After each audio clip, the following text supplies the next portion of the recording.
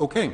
Next question up is I got a number of emails on the ballot measures, and earlier in our debate we had Jim Listner speak on his ballot measure. So I'm going to give the city council candidates up to 2 minutes and maybe a little over. They're fairly complicated ballot measures, and basically they tax businesses in different ways. One was passed by the Business License Tax Committee, went to the city council, it was approved there and put on the ballot. And the other measure was put on the ballot by an individual, Jim Listner, who spoke earlier. So, yeah, it's fairly complicated, so but Pete will start out with this. And what are your opinions on ballot measures Q and N? Yeah, I wasn't aware we were going to have this question tonight, but I will respond. I sat on the Business License Tax Committee for, I believe we were there about 7 to 8 months. And it takes a while to go through all the information that you need to make a responsible conclusion to bring it to the voters. And I feel that the City Tax Committee, we did that. We've reduced some of the costs to new businesses as they come into town, so they're not burdened with worrying about their nets and 100,000, 200,000, what the city share is. We've simplified that. We reduced the home business people's taxes, so people that work at home have a much fairer rate. We've taken the downtown area, which is always, every time we have an election, the downtown and alcohol always come up. So we've increased their fees, and then we put a percentage rider on top of that, depending on their basically their hours of operation and what kind of entertainment and things like that they have, anywhere from 20 to 10%, and to help pay for the incurred services that people feel that they should pay for. But it all in all, it's a initiative that I feel will help the city. It increases it roughly around $200,000 to $300,000 a year. This is not a good time to bring a tax initiative before the voters, but we hadn't raised our taxes in roughly 20 years, and I feel the city initiative is a fair and equitable way to do that, and I hope that everyone will vote for that. I know Mr. Listner's initiative to me was way too expensive. I complimented him on his formula that he used to come up with the numbers he did, but I think his numbers were a little bit off. He could have, I wish he'd come to the committee and with his formula and helped us, and we would have only had one ballot measure on there. But can you summarize, Pete? So I just hope that everyone votes for the city endorsed measurement.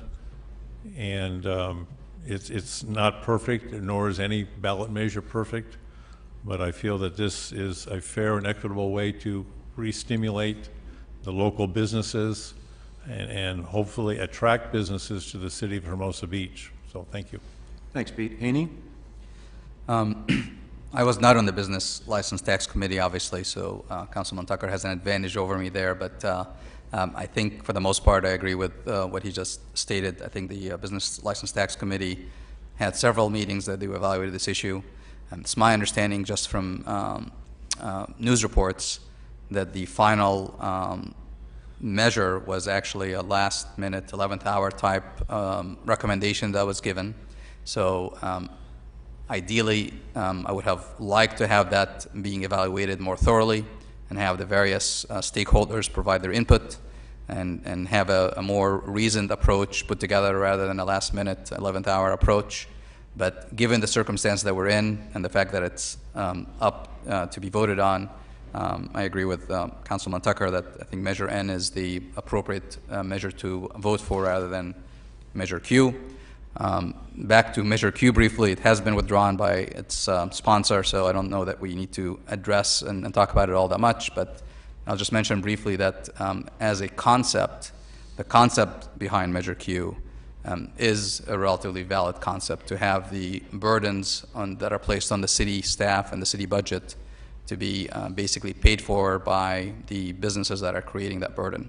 I think the formula is probably not the ideal scenario, as the sponsor has mentioned, and he withdrew the measure, because the formula would have essentially opened up the city to significant potential liability and could put some of the businesses out of business. But using a different formula, the concept is valid potentially for discussion for a future ballot measure. Thank you. Thanks, Haney. Steve? Well, the first thing, all I had to do is read where the taxes were going to go from $100,000 roughly on the businesses to $4.7 million. You know, that's wonderful to look at. But for anybody that hasn't walked through the city lately, there's a lot of empty buildings. Okay? I think the last one that just went out of business could be the sushi one that's down close to Mickey's, where by the way, my sign hangs from the wall.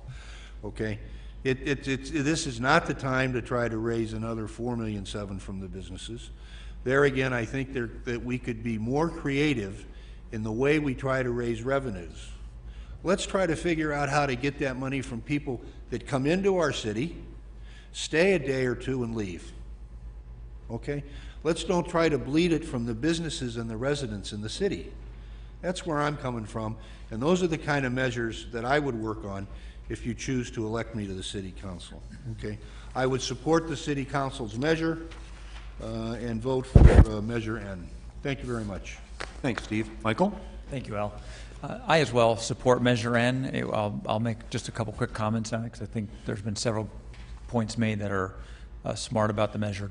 First, it was a unanimous vote by the council to do. It was a 9-month process that included residents, businesses, and 2 council members.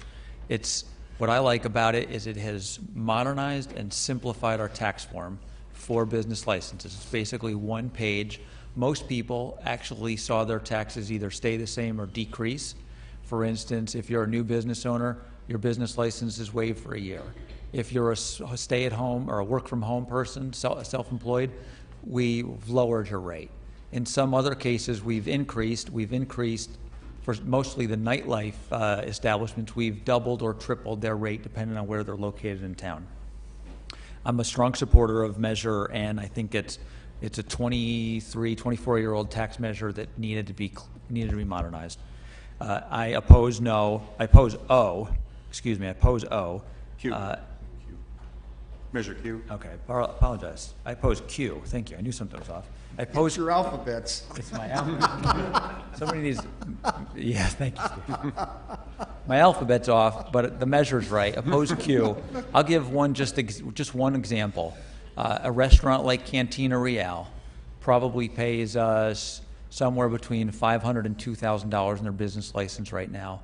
Measure Q, their business license would have gone to $25,000. I think that's one example of how we would just run businesses out of this town, and that's the way that measure was written all the way throughout. I just think it's wrong. So yes on N and no on Q. Thank you. Thanks, Michael. Okay, now we're going to our next block of questions, which deals with a different document. We're going to be asking questions 4 and 5 here, and then right after that we'll have questions from the audience. Basically, these next block of questions deals with this document, which is a document made by the LA County Department of Health.